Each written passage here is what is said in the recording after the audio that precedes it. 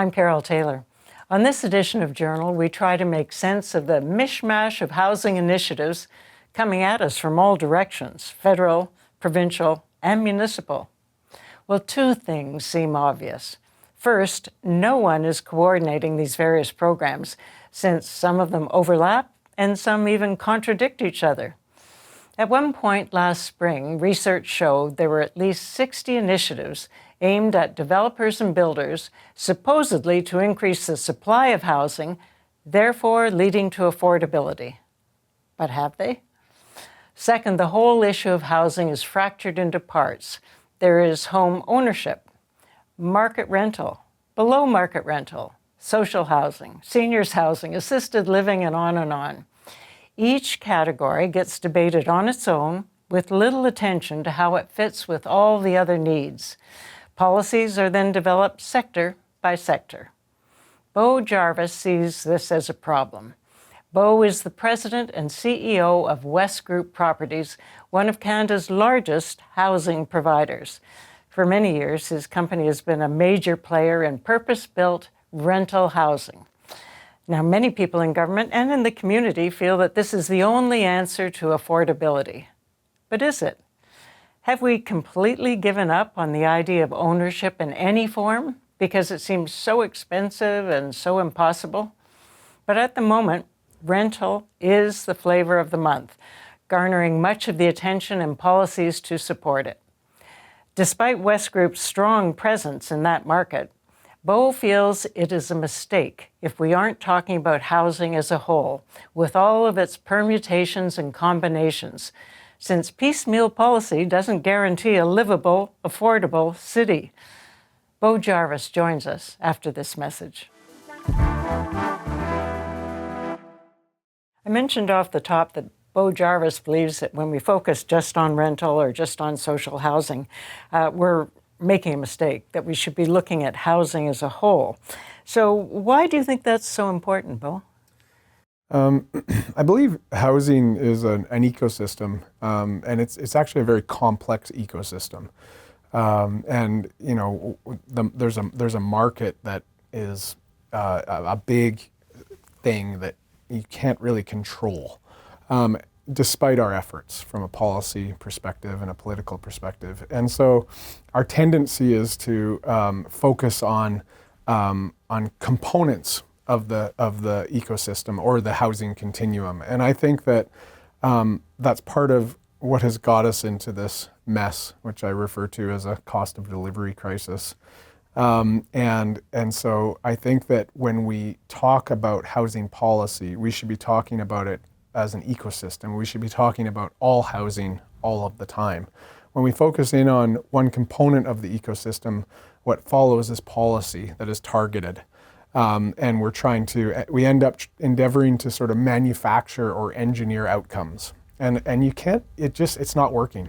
So that's why I say it that way. And so I kind of wonder how you could make it work, because governments don't even talk to each other within their own departments, let alone everybody getting a comprehensive look about this is what we want to do with housing. Yeah. How would it work? Well, I think that you're right. We can start by having governments coordinate and talk to one another, try and coordinate with their policies and then their initiatives. And that has been one of the main issues where, you know, the local governments are responsible for land use and control sort of zoning and restrict density and parking and these sort of localized bylaws. And then you have the province that also has their sort of their toes in the water, so to speak, in terms of housing, and they have BC Housing, and they have different policy frameworks that also impact housing. And then of course the feds are involved in housing as well, and in particular through CMHC and now Build Canada Homes. And a lot of these different entities don't talk to one another. You know, we've done a whole bunch of work with CMHC. We're one of their largest partners on the West Coast through the Rental Construction Finance Program, which is now the Apartment Construction Loan Program, ACLP. And it's amazing how that program doesn't speak to, in policy language, BC Housing's program. We just went through a process where we got BC Housing funding and CMHC funding, and it was unbelievable. And so these are our two senior levels of government, and their policy frameworks are completely conflicted with one another. And so we have to, that's definitely an issue that we need to try and address. How? Well, I think that, I think there has to be more sitting down together, and there is more than ever. The province and the feds are talking to each other, and the local governments are there, but there's still so much conflict, right? You look at the federal government, which is largely responsible for population growth, and they've been using immigration as a tool for that. And then local governments receive the population and have to house the population and have to provide infrastructure for the population, yet they're not receiving the funding for that. And the cost of infrastructure has gone up like everything else has, and we're starting to find our infrastructure wearing down a little bit. And so there's these dynamics that are there and that are at play, and it causes a lot of tension between the various levels of government, notwithstanding they need to work together to sort it out. So how? I think it just takes intense collaboration, more so than even we've accomplished to date. And of course, we've got the province not staying in its own lane anyway and coming in and demanding certain density requirements for municipalities, which is their responsibility, actually, just the cities. And so you've got bad feelings all around. One thing that worries about this idea of densification is going to solve everything. It'll make everything affordable. And obviously that's not working. Mm-hmm. And I don't like the idea of these policies that say this many units. We build 250, 270,000 units a year. Mm-hmm. And Trudeau first, and now Prime Minister Carney said, we're going to build 500,000 units a year. Like, two questions about this, but first, any possibility of doing that? No, there is zero possibility. We don't have the capacity within our, call it our labor force. We don't have the financial capacity. We don't have the capital domestically even to produce that much housing on an annual basis in terms of capitalizing it. And so, the Prime Minister or his staff during the campaign should have just given me a call, because I could have said that that's impossible. And they could have probably called many people. So here we are with that number that's out there. I think they're starting to backtrack on that a little bit. You mentioned the province and sort of sticking their nose in the municipality's business in terms of setting these numbers and these policies. I think that dialogue or that sort of conversation, I'm calling it a conversation, but it's actually policies, that needed to happen. And I know that it's upset a lot of municipalities who are saying, stay out of our business. But at the same time, many municipalities, I find this kind of funny because they're all upset about this, but a lot of them have been major roadblocks to the delivery of housing. Major roadblocks.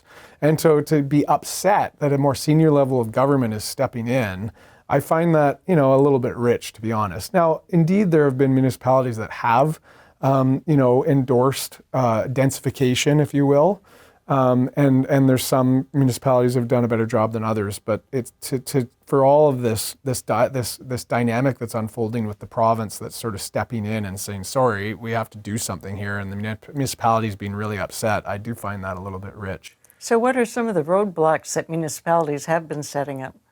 Well, I mean, I can give you an example. By way of an example, we have a property, a site that is in the west side of Vancouver. It's a larger site, and it's taken us 10 years to get our zoning. It was a 2-year CAC negotiation, community amenity contribution negotiation, took 2 years, and 10 years to get the site zoned. And now that it's zoned, there's no market for what we planned. So we've just submitted an application to downzone it, which will take another year.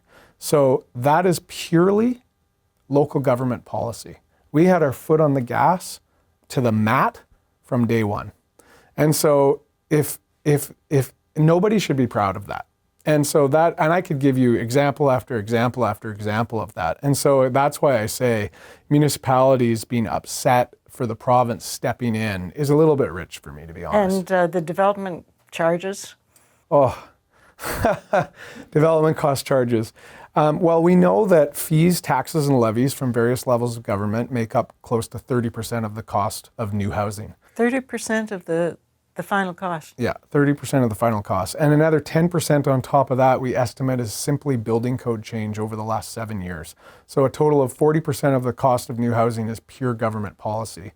So on the development cost charge front, this is all based on this mantra that continuously gets repeated, that growth should pay for growth.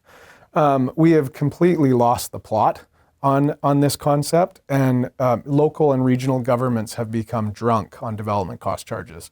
And I think that it is a huge issue. Metro Vancouver, we saw, has from 2015, I think it is, to 2027, will have increased their development cost charges by 1,943%.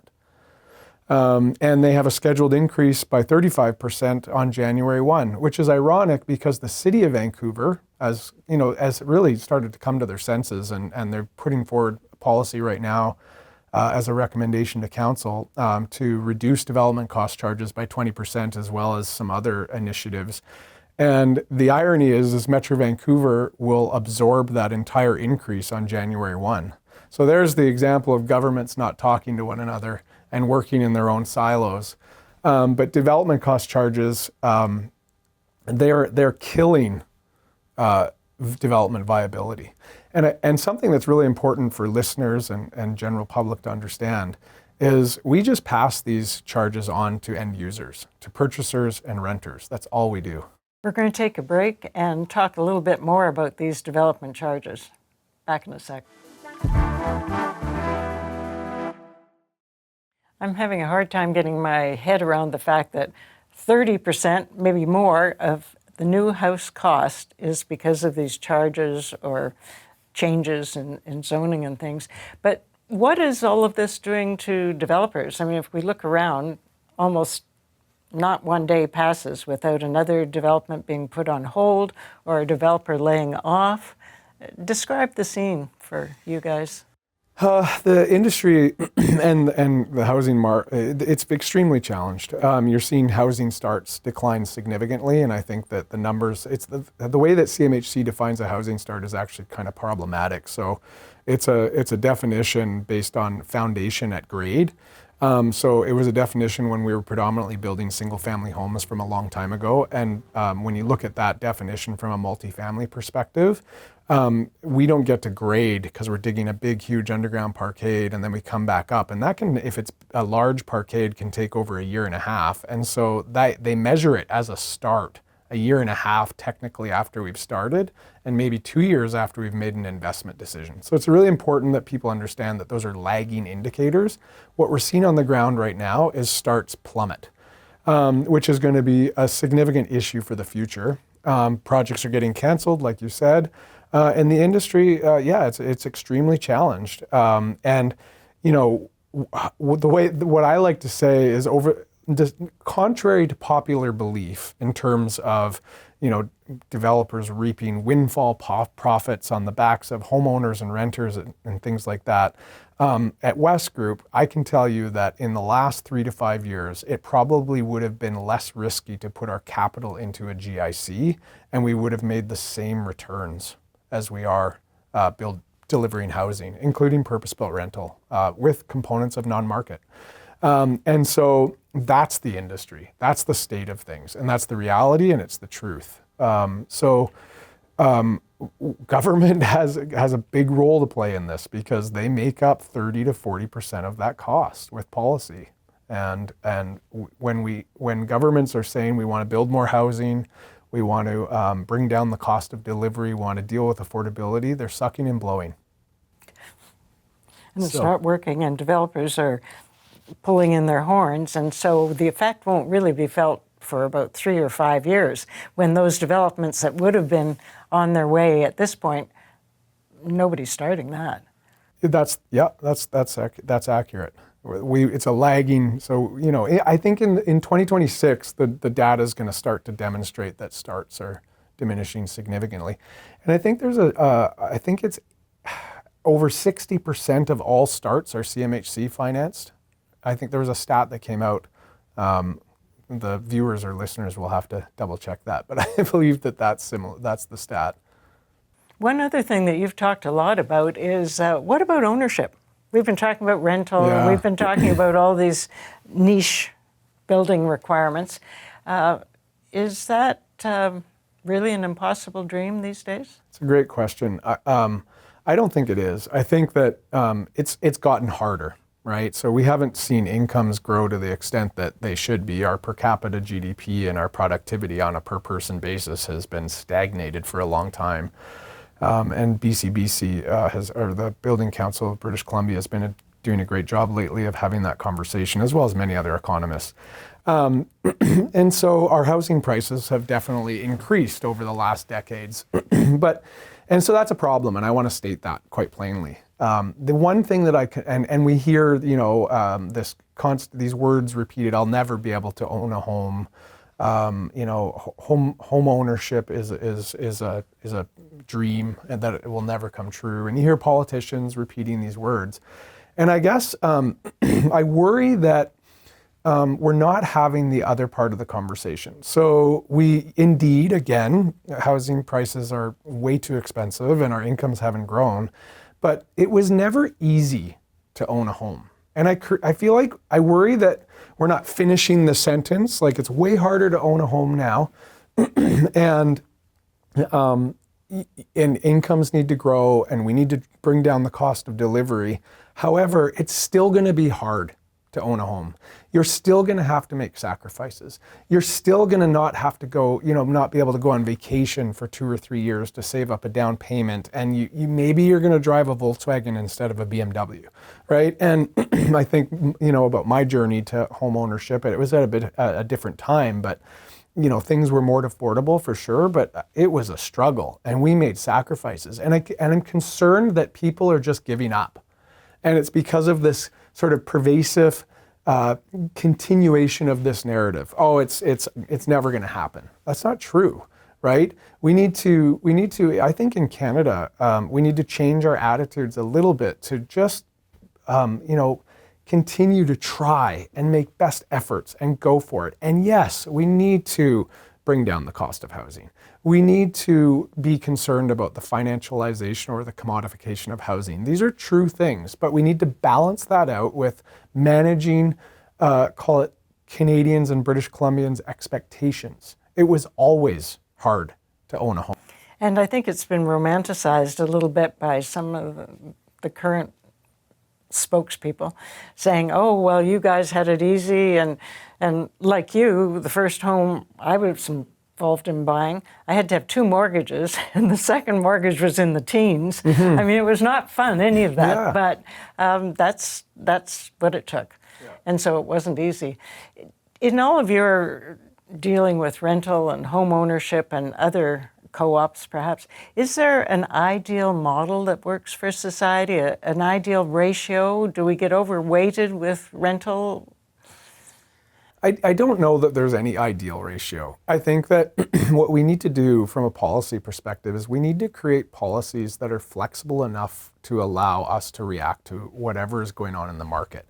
And I say the word market, and some people who are listening or watching may sort of, well, market, there it is again, right? Profitability for how, I'm not speaking about it in that way. I'm speaking about attracting capital, right? And it doesn't matter what we think or what we our opinions are about what housing should be, is we need to attract capital to deliver new housing, whether it's nonprofit housing, whether it's for sale housing, whether it's hard to house housing. Capital needs to be there. And how do we attract capital? We create an environment that is welcoming of it and that is de-risking the investment, and that understands that there's a return that's necessary and commensurate with the risk, a risk-adjusted return on capital. And so I think that if we create policy, first if we say that out loud and acknowledge it, and then create policies that are flexible enough and not just always targeted and trying to manufacture and engineer outcomes, as I said earlier, we'll have a better it'll be easier for us to move along the continuum when necessary, along the housing continuum. It'll be easier for us to operate in the ecosystem. And I think that that's been one of the issues over the last couple of decades is we've continuously layered on all these policies that it's made, we can't move.